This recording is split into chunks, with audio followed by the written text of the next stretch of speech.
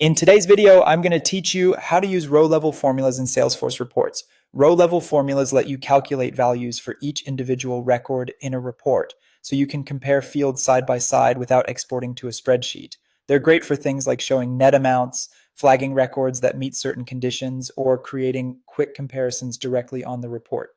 Start by signing in to Salesforce and heading to the Sales app. From there, use the search bar or the navigation to find reports, then open the specific report you want to enhance.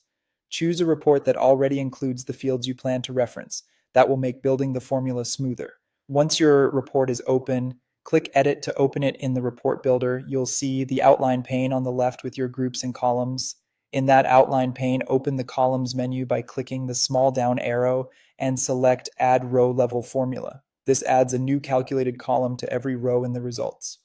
Next, define your formula. Give the column a clear descriptive name so teammates instantly understand what it shows. Choose the formula output type that matches your result. Common options are number, currency, percent, or checkbox if you want a true false flag.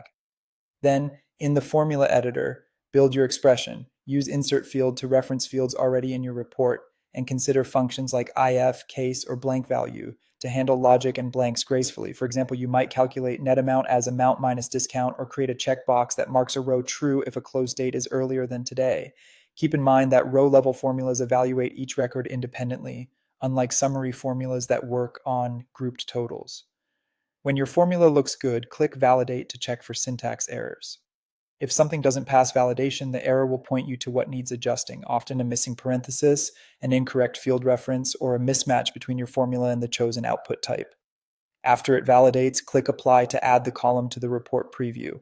Finally, save your changes and run the report to see the new column calculated for every row. You can drag the column to reposition it for better readability, and if you chose a numeric output type, consider adjusting the display format so decimals and percentages look consistent.